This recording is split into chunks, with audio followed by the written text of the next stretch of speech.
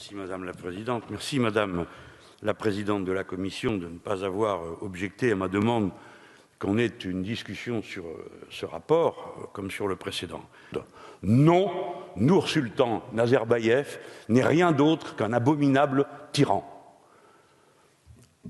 Ancien président du Soviet suprême de l'Union soviétique, Premier ministre socialiste, entre guillemets socialiste, s'autoproclame président de la République du Kazakhstan sitôt que l'Union soviétique explose. Voilà d'où vient la légitimité de Nazarbayev.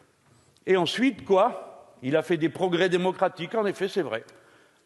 L'avant-dernière fois, il était élu à 90%, cette fois-ci, il a été élu à 95%.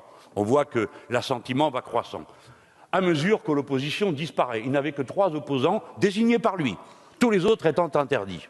Un pays signalé dans les rapports d'Amnesty International, et comme ça a été rappelé il y a un instant, par le fait que face à une grève des ouvriers du pétrole, la solution a été de tirer dans le tas, laissant sur le carreau je ne sais combien de morts. Un pays qui, l'année dernière, mais sans doute a-t-il fait des progrès depuis l'année dernière en matière démocratique, a été signalé pour 163 cas de torture. Et quelqu'un vient de dire à l'instant, notre collègue M. Hutin, que c'est systématique. 5. Non, je ne partage rien et je suis sûr que la plupart d'entre vous diraient comme moi s'ils en avaient la totale liberté d'expression. Nous ne partageons rien avec ce genre de méthode et avec ce genre de personnage. Ensuite, à l'article 240 et 243, on dit qu'on va renforcer mutuellement la coopération en matière de lutte contre le blanchiment et la corruption. Ah, mais avec qui signe-t-on ça? Avec un pays qui a à voir avec le nôtre, dans une histoire de corruption et de rétrocommission. Depuis 2012, il y a une procédure judiciaire contre ce pays.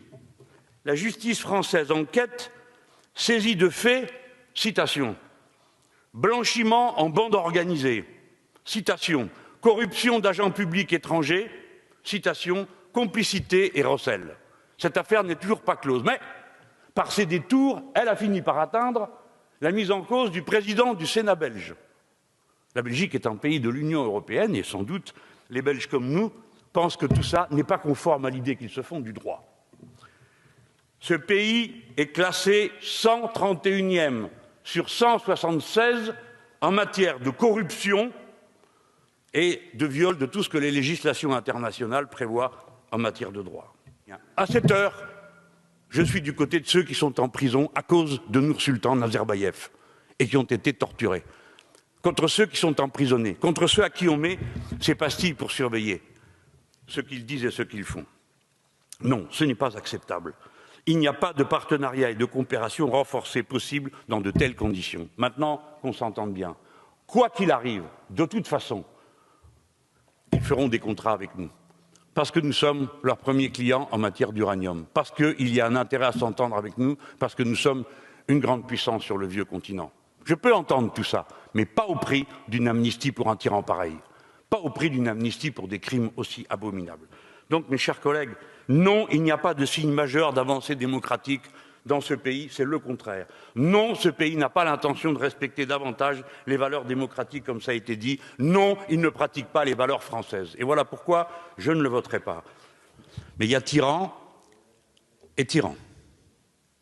Là, nous avons affaire à quelqu'un... Oui, il y a des différences, parce qu'il y a des pays où les choses se passent différemment. Là, nous avons affaire à quelqu'un qui ne laisse pas un mètre d'espace et de respiration à ses opposants et où il n'y a personne pour les défendre.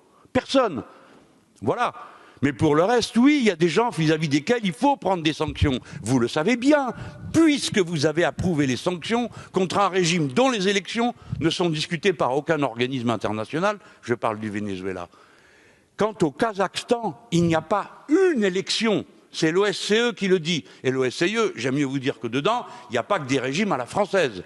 C'est l'OSCE qui le dit, il n'y a pas une élection qui puisse être considérée comme libre au Kazakhstan depuis la fin de l'Union soviétique. Voilà la situation.